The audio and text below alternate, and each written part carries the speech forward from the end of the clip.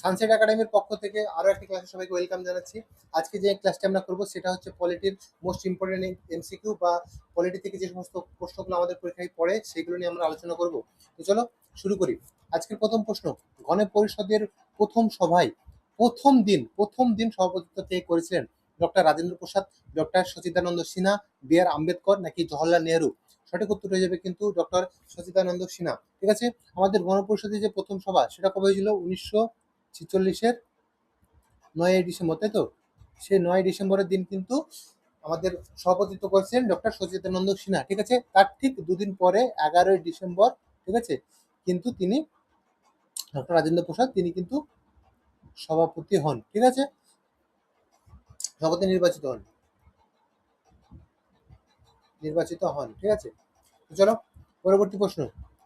সর্বপ্রথম ভারতের সংবিধান রচনার ধারণা কে দিয়েছিলেন? সর্বপ্রথম ভারতের সংবিধান রচনার ধারণা কে দিয়েছিলেন? মহাত্মা গান্ধী, বি আর আম্বেদকর, এম এন রাও নাকি জওহরলাল নেহরু? সঠিক উত্তর হয়ে যাবে কিন্তু এম এন রাও। এম এন রায়ের পুরো নাম যদি বলি, এম এন রায়ের পুরো নাম হচ্ছে কিন্তু মানবেন্দ্রনাথ রায়। ঠিক আছে, মানবেন্দ্রনাথ রায় হচ্ছে পুরো নাম। আর তিনি ধারণাটি কবে দিয়েছিলেন? তিনি ধারণাটা দিয়েছিলেন কিন্তু 1934-এ। ঠিক আছে। আচ্ছা, পরবর্তী প্রশ্ন। গণপরিষদের প্রথম সভার কার্যনির্বাহী সভাপতি পদে ডক্টর সচিদানন্দ সিনহার নাম প্রস্তাব কে করেছিলেন?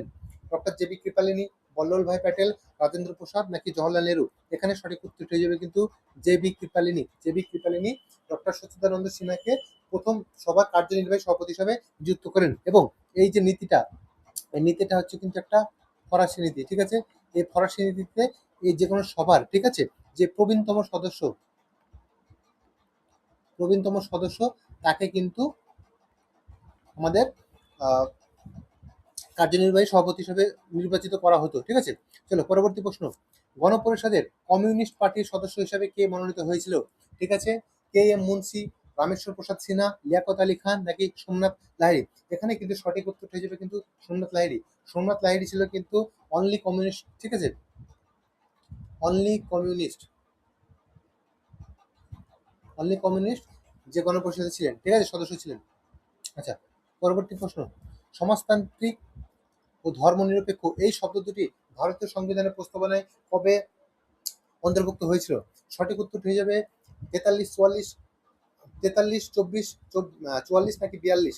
সঠিক উত্তর হয়ে যাবে কিন্তু 42তম সংশোধনীতে সমাজতান্ত্রিক এবং ধর্মনিরপেক্ষ এই কথাটি যে যুক্ত হয়েছিল। এই 42তম সংশোধন কবে হয়েছিল? 1976-এ। ঠিক আছে। পরবর্তী প্রশ্ন আমরা চলে যাই। কোন দেশের অনুকরণে ভারতে এক নাগরিকত্বের ধারণাটি নেওয়া হয়েছিল? এক নাগরিকত্বের ধারণা ইংল্যান্ড, আমেরিকা, কানাডা নাকি ফ্রান্স? সঠিক উত্তর হয়ে যাবে কিন্তু ইংল্যান্ড থেকে আমাদের এক নাগরিকত্বের ধারণা নেওয়া হয়েছিল।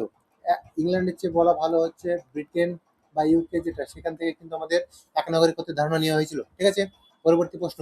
বর্তমানে সংবিধানের মৌলিক অধিকারের সংখ্যা কয়টি? মৌলিক অধিকারের সংখ্যা কয়টি? 7টি, 10টি, 6টি নাকি 11টি? সঠিক উত্তরটি হয়ে যাবে কিন্তু 6টি। ঠিক আছে। কিন্তু যখন সঠিক আগে কটা ছিল, যখন মানে সংবিধান তৈরি হয় তখন ছিল কিন্তু 7টা। কোনটা বাদ দেওয়া হয়েছে? বাদ যেটা দেওয়া হয়েছে সেটা হচ্ছে কিন্তু সম্পত্তির অধিকার। ঠিক আছে, সম্পত্তির অধিকার কিন্তু বাদ দেওয়া হয়েছে। ঠিক আছে। কত সালে বাদ দেওয়া হয়েছে? সেটা বাদ দেওয়া হয়েছিল কিন্তু 1978-এর কত 44তম, ঠিক আছে, অ্যামেন্ডমেন্টে। ঠিক আছে, 44তম অ্যামেন্ডমেন্ট সম্পত্তির অধিকারকে বাদ দেওয়া হয়েছিল। ঠিক আছে। বর্তমানে মৌলিক অধিকারের সংখ্যা হচ্ছে 6টি। ভারতীয় সংবিধানের 21 নম্বর ধারাতে কি বলা রয়েছে? ধর্মের স্বাধীনতার অধিকার, জীবন ও ব্যক্তিগত স্বাধীনতার অধিকার, আইনের যথাযথ পদ্ধতি নাকি আইন কর্তৃক প্রতিষ্ঠিত পদ্ধতি? 21 নম্বর ধারা হবে আমাদের জীবন ও ব্যক্তিগত স্বাধীনতার অধিকার। জীবন ও ব্যক্তিগত অধিকার বলতে আমরা কি বলি? যেটা হচ্ছে আমাদের রাইট টু আমাদের লাইফ অ্যান্ড, ঠিক আছে, পার্সোনাল লিবার্টি,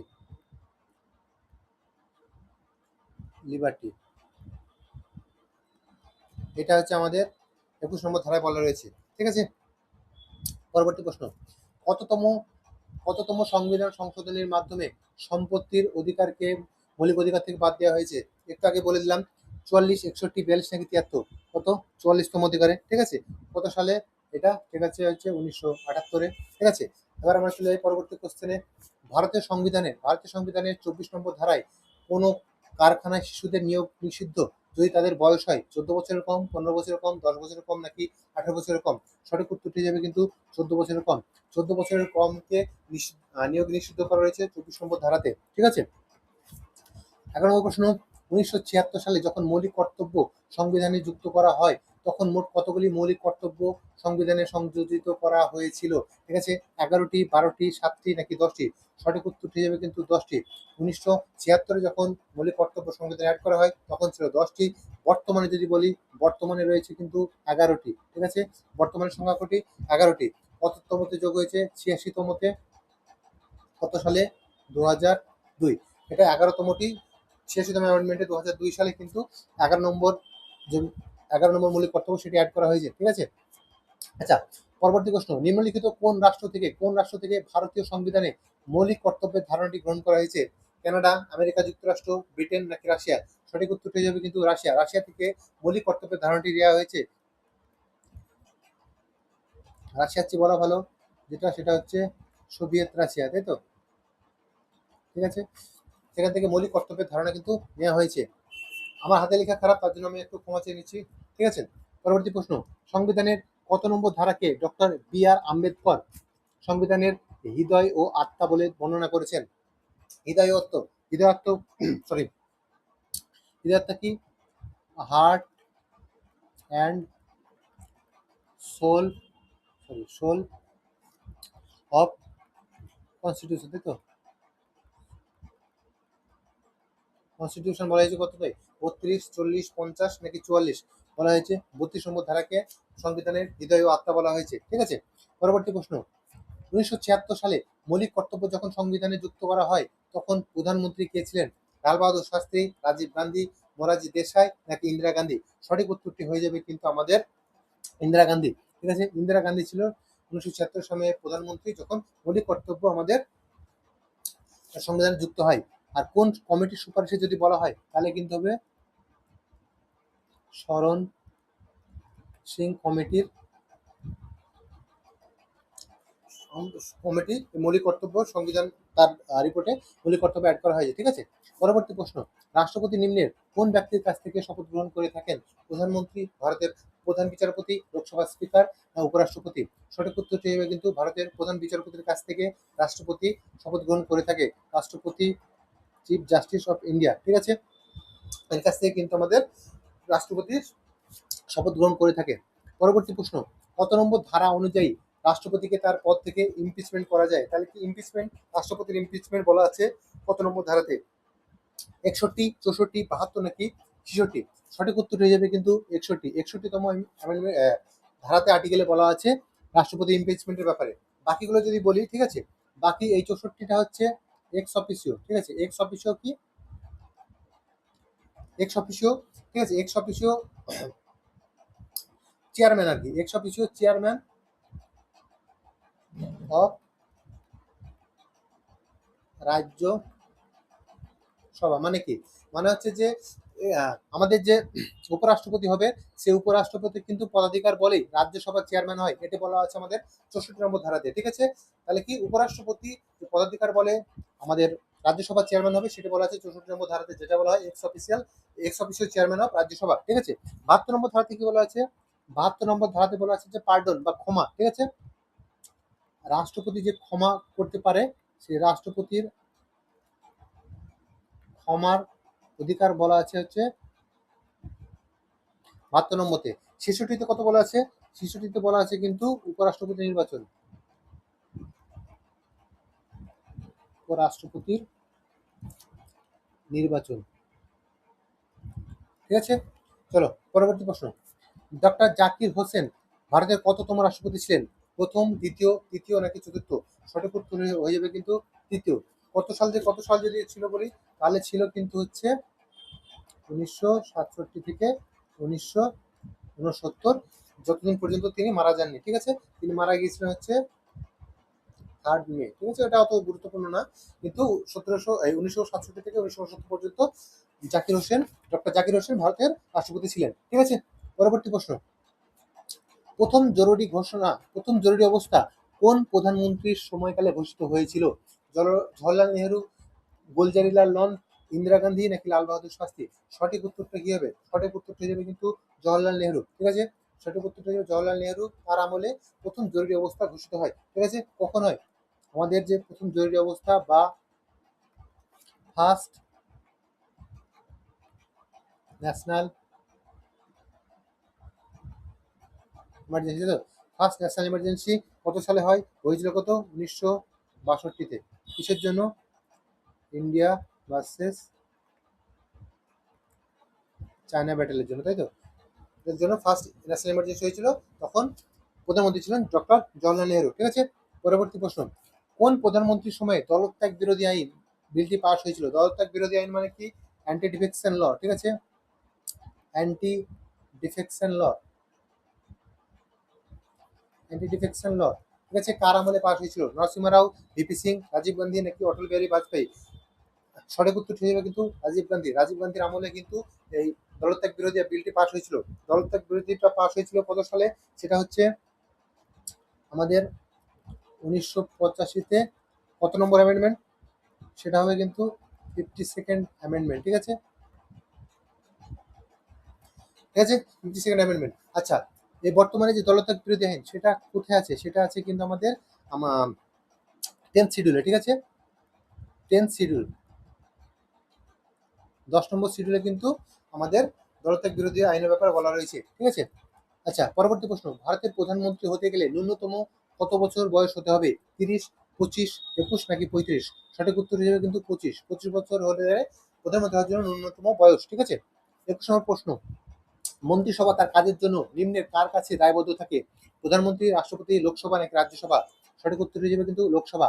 প্রধান মন্ত্রিসভা লোকসভার কাছে কিন্তু দায়বদ্ধ থাকে। ঠিক আছে, পরবর্তী প্রশ্ন, কবে স্বাধীন ভারতের প্রথম সাধারণ নির্বাচন অনুষ্ঠিত হয়? 1947, 1951, 1949 নাকি 1959? সঠিক উত্তর হয়ে যাবে কিন্তু 1951। 1951 সালে ভারতের প্রথম সাধারণ নির্বাচন হয়। যদি বলি এক্স্যাক্টলি টাইমটা যদি আমি বলে দিই তোমাদেরকে, 1951 সালের 25শে অক্টোবর স্টার্ট হয়েছিল। ঠিক আছে, এবং চলেছিল হচ্ছে 1952 আমাদের 21শে ফেব্রুয়ারি।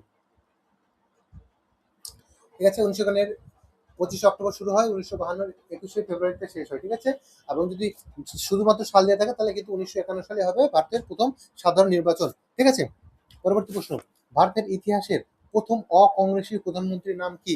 মোরারজি দেশাই, চৌধুরী চরণ সিং, চন্দ্রশেখর নাকি বিশ্বনাথ প্রতাপ সিং? সঠিক উত্তরটি হয়ে যাবে কিন্তু মোরারজি দেশাই। ঠিক আছে, তিনি ছিলেন প্রথম অকংগ্রেসী প্রধানমন্ত্রী, ভারতের প্রথম অকংগ্রেসী প্রধানমন্ত্রী। তিনি ছিলেন কত সালে?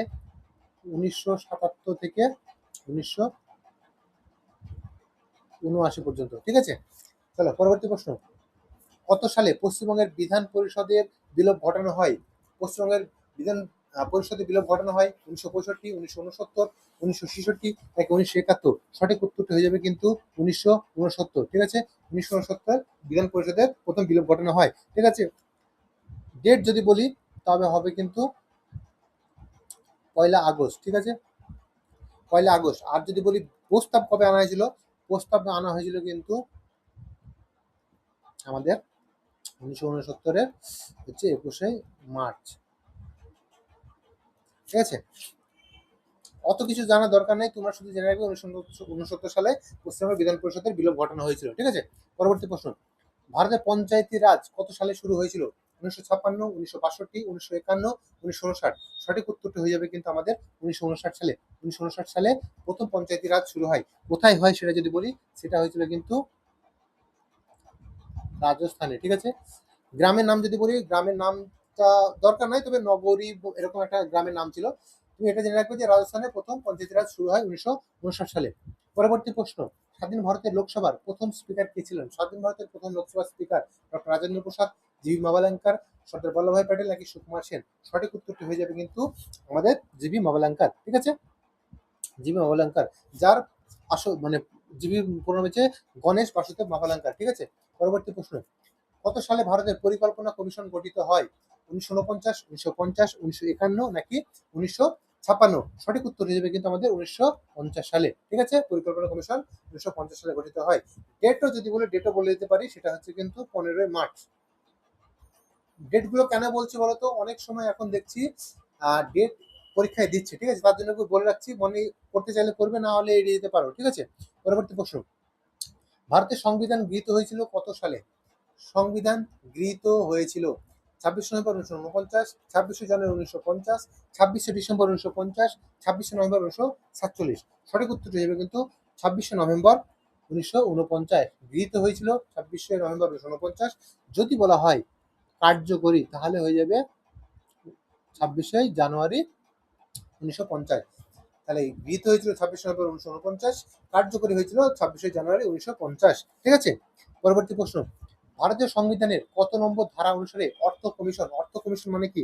অর্থ কমিশন মানে হচ্ছে ফিনান্স কমিশন, ফিনান্স কমিশন, তাই তো? ফিনান্স কমিশন কত নম্বর ধারা অনুসারে গঠিত হয়, ঠিক আছে? বা কত নম্বর ধারাতে ফিনান্স কমিশনের ব্যাপারে বলা আছে? 110, 112, 280 নাকি 368? সঠিক উত্তরটি হয়ে যাবে কিন্তু 280। 280তে আমাদের ফিনান্স কমিশনের কথা বলা আছে, ঠিক আছে? 110-এর সঙ্গে কনফিউশন লেগে যায় 280। 110-এ কি বলা আছে? 110-এ বলা আছে আমাদের, সরি, অর্থ বিলের সংজ্ঞা, ঠিক আছে? অর্থ বিলের সংজ্ঞা। কনফিউশন এটাতেই হয়, ফিনান্স কমিশনের সাথে অর্থ বিলের সংজ্ঞা কনফিউশন হয় পরীক্ষার আমলে। তাহলে ফিনান্স কমিশন হচ্ছে বা অর্থ কমিশন হচ্ছে 280, অর্থ বিলের সংজ্ঞা হচ্ছে 110, ঠিক আছে? 112তে কি বলা আছে? 112তে বলা আছে বাজেট। আর 368 যদি বলি তাহলে হচ্ছে কনস্টিটিউট কনস্টিটিউট অ্যামেন্ডমেন্ট, কনস্টিটিউশন অ্যামেন্ডমেন্টের কথা বলা আছে 368 নম্বর ধারাতে, ঠিক আছে? পরবর্তী প্রশ্ন বা আজকের শেষ প্রশ্ন, অর্থ বিল বা মানি বিল কেবলমাত্র নিম্নলিখিত কোন কক্ষে উত্থাপিত হতে পারে? সঠিক উত্তরটি পার্লামেন্টের যে কোনো কক্ষে, লোকসভায়, রাজ্যসভায় নাকি যৌথ সভায়? সঠিক উত্তর হিসেবে কিন্তু কেবলমাত্র লোকসভায়, কেবলমাত্র লোকসভায় কিন্তু অর্থ বিলকে উত্থাপিত করা যেতে পারে, ঠিক আছে? এখানে আমাদের আজকের ক্লাস শেষ হলো। আজকে আমরা 30টা কোশ্চেন করলাম। 30-এর মধ্যে কত পেলে তোমরা কমেন্ট করে জানিও। তার মধ্যেই আমাদের ক্লাস এখানে শেষ হচ্ছে। ভালোভাবে পড়াশোনা করো। বাই।